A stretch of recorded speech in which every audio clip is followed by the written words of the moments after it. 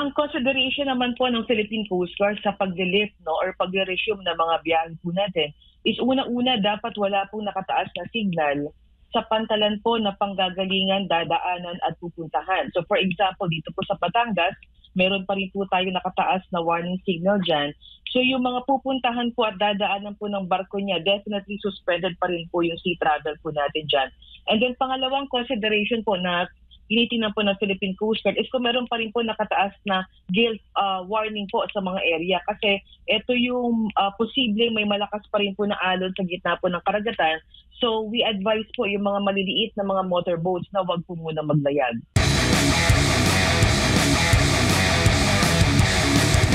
Aabot po sa 7,000 mga pasahero pa po ba ang stranded sa ating mga pantalan nationwide po? Captain, kumusta po ang kalagayan ng ating mga kababayan? Yes, based po sa report na nakuha po natin, meron pa pong 49 ports tayo minomonitor. And out of that 49 ports, ay 14 ports na lang po yung meron po tayong stranded passengers. And we have 1,034 stranded passengers po. Kasama yung mga rolling cargoes, mga barko, at yung mga motorboats na nag-take shelter. Anong mga lugar po ito, Captain, na naitala po ninyong may mga stranded pa na mga pasahero? Sa NCR, meron po tayo sa may North Port Passenger Terminal. And then sa area po ng Catanduanes, sa may Mobo Port. And then Kawayan Port, kasama po ang San Jacinto Port. Sa area naman po ng Southern Quezon ay meron tayong sa 21 stranded sa Port of San Andres. And then sa may Romblon, sa may Ambulong Port at Romblon Port. Sa area naman po ng Batangas, doon po sa may Batangas Port, meron tayong 376. Sa Iloilo, Alegria Port, Katiklan Port, sa may Aklan naman po. And then sa may Misamis Occidental, meron pa rin po tayong stranded sa may Ozamis Port. Sa may Negros Occidental, particularly sa Cadiz City Commercial Port, we still have 6. So yun po yung mga pantalan na nakita pa rin po natin na meron pa rin po mga stranded passengers. Kailan po, Captain, ang inaasahan natin na makakabiyahe na po itong mga pasahero nito? At ano po yung mga reasons na dulot po nito o dahil nga po sa mga na-stranded na mga pasahero? Yes, ang consideration naman po ng Philippine Coast Guard sa pag-lift or pag-resume ng mga biyahe po natin is una-una dapat wala pong nakataas na signal sa pantalan po na panggagalingan, dadaanan at pupuntahan. So for example, dito po sa Batangas, meron pa rin po tayo nakataas na warning signal dyan. So yung mga pupuntahan po at dadaanan po ng barko niya, definitely suspended pa rin po yung sea travel po natin dyan. And then pangalawang consideration po na tinitingnan po ng Philippine Coast Guard is kung meron pa rin po nakataas na gale warning po sa mga area. Kasi ito yung posible may malakas pa rin po na alon sa gitna po ng karagatan. So we advise po yung mga maliliit na mga motorboats na wag po muna maglayag. At dahil nga po inaasahan na magtatagal pa yung ating mga pasahero, dahil nga po nakataas pa yung mga signal warning, ano po yung mga assistance o ayuda po na ibinibigay po sa kanila? Pagdating naman po sa mga pasahero po natin, we are in close coordination with the Philippine Ports Authority, the local government unit, and yung mga shipping company po.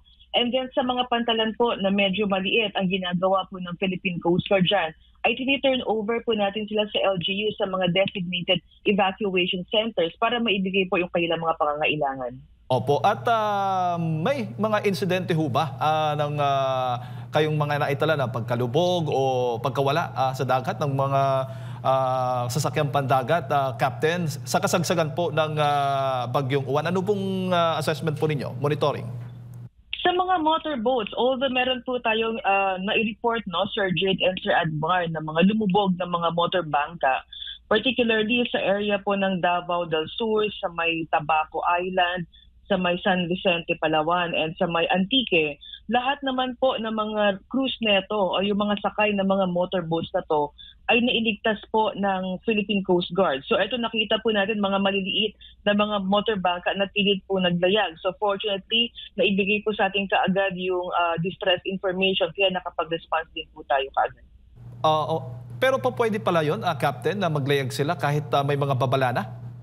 Definitely, hindi po talaga natin pinapayagan yan. Pero naiintindihan po natin, lalo na po sa mga coastal areas, na yung pangingisda is one way of their livelihood. Kaya bago man pumasok itong uwan ay patuloy po talaga at pinaigting natin yung pagkakandak ng mga information dissemination na talagang pinipigilan po natin, ina-advise natin sila na wag po talagang mag-take risk na maglayag dahil again yung condition po ng karagatan natin na ay hindi po maganda lalo na itong uwan ay sinasabi po natin super typhoon. So we are avoiding that pero mayroon pa rin talaga tayo mga kababayan na pilit po talagang umalis.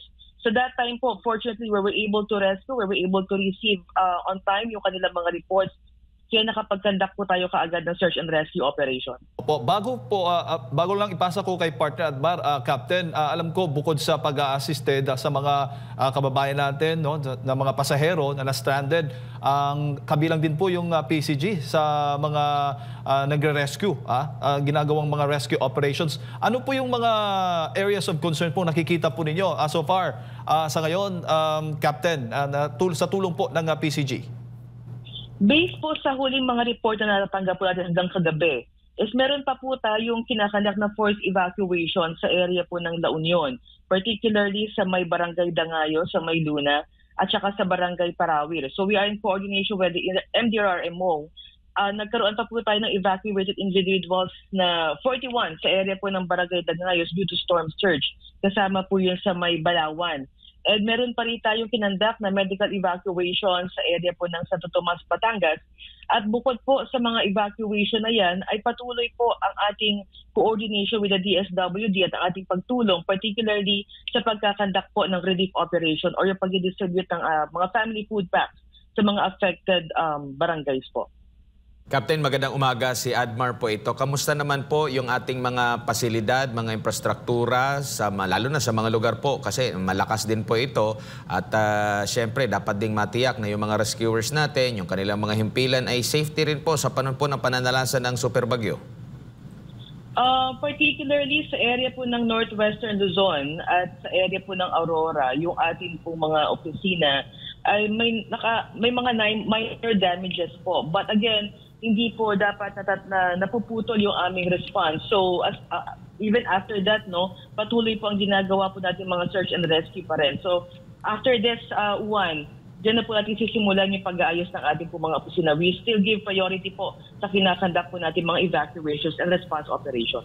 Opo, at hindi lang kayo pandagat, pantubig po, kabilang din po ang mga personahe ng Philippine Coast Guard, pati clearing operation sa mga kalsada po kung saan nakahambalang yung mga puno na nagsitumbahan, ng mga naputol, kasunod nga po nitong malakas na bagyo, Captain. Tama po kayo, Sir Admar. Ang naging direktiba naman po sa atin ng Pangulo, even before dumating itong bagyong uwan, it's always the whole of the government approach. So tinutulungan po natin yung LGU at yung mga concerned agency po sa pagsasagawa po ng iba't ibang operations, kasama po ito clearing operation. Opo. Meron pa po bang mga lugar na na-monitor kayo na lubog pa rin sa tubig ba at nandun yung mga personahe po ng Philippine Coast Guard? Sa ngayon po, wala pa po tayo natatanggap ng mga formal reports sa nabanggit po ninyo. Pero ang huli po natatanggap natin hanggang kaninang madaling araw is yung forced evacuation pa rin po sa area po ng Norte.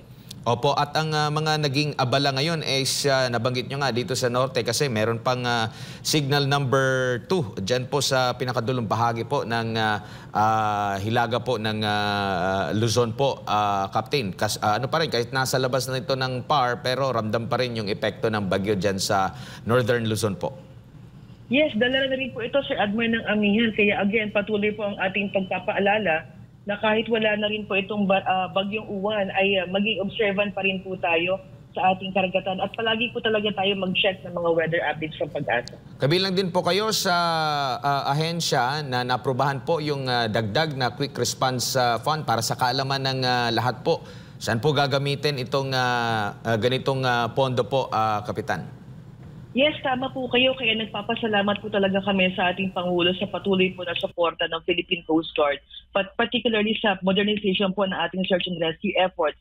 Ang ginawa po natin dyan, before pa dumating itong bagyong uwan, ay nagdagdag na po tayo ng ating mga kagamitan. Bukod po sa ating mga personnel sa area po ng Norte at Central Luzon, nagdagdag po tayo ng ating mga rescue equipments po at mga first aid kits po So yan po ang ating projection nang pumasok po ang bagyong Uwan. We were more proactive, particularly sa response efforts po natin.